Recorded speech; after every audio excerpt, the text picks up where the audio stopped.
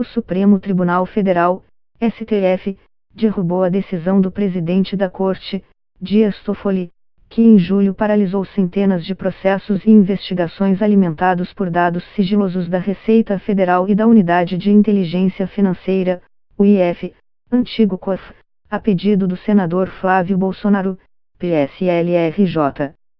A princípio, a decisão do STF abre caminho para a retomada da investigação contra o senador. No entanto, a Corte deixou para a próxima quarta-feira a definição de parâmetros mais específicos para a atuação da UIF. A partir disso, ficará mais claro o futuro do caso de Flávio Bolsonaro. Além disso, há ainda uma decisão específica de setembro, do ministro Gilmar Mendes, paralisando a apuração contra o senador.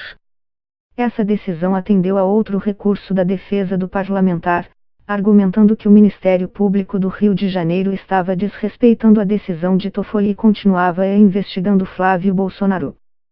Como a decisão de Mendes se baseia na liminar de Toffoli, a expectativa é que ela também será revogada.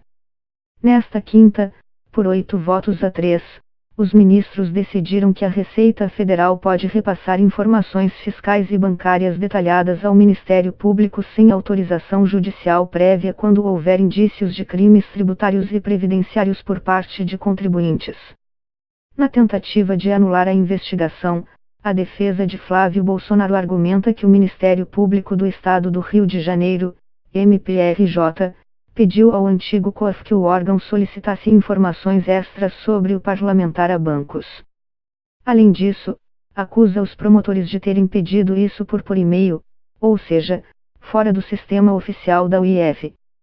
O Ministério Público do Rio, por sua vez, repudiou essas acusações e disse por meio de nota que em nenhum momento deixou de cumprir rigorosamente a legislação pertinente e o procedimento oficial no que tange à obtenção de informações da UIF. A depender das regras que o STF definir na semana que vem, é possível que a defesa do senador apresente novos recursos questionando a forma como os promotores do Rio de Janeiro solicitaram seus dados ao antigo COAF. Vale lembrar que o primeiro RF que respingava sobre o senador tratava exclusivamente de Fabrício Queiroz, ex-assessor no seu antigo gabinete de deputado estadual. Esse relatório apontava movimentação suspeita de R$1,20 milhão no período de um ano. Posteriormente, porém, o Ministério Público do Rio de Janeiro recebeu relatório sobre as movimentações do senador.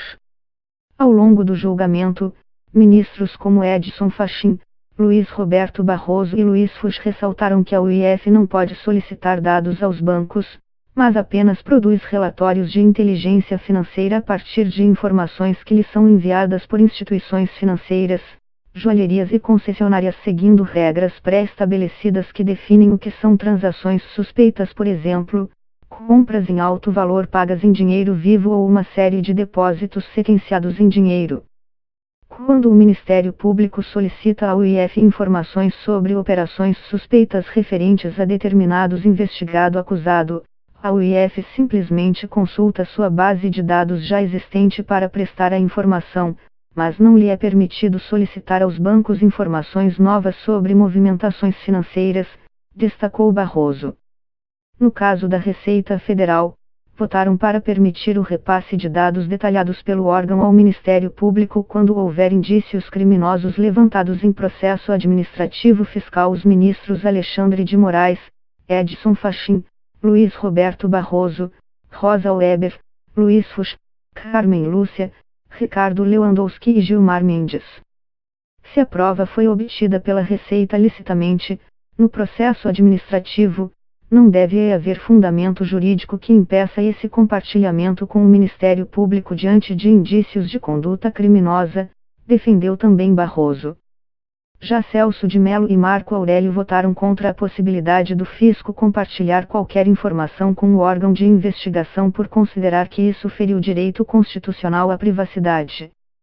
O presidente do STF, por sua vez, autorizou em seu voto apenas o livre compartilhamento de informações globais, tais como inconsistência entre patrimônio e renda totais declarados e algumas movimentações financeiras, mas não permitiu que a Receita repasse dados detalhados como extratos bancários ou a íntegra da declaração de imposto de renda sem autorização judicial por considerar que isso seria quebra de sigilo fiscal e bancário.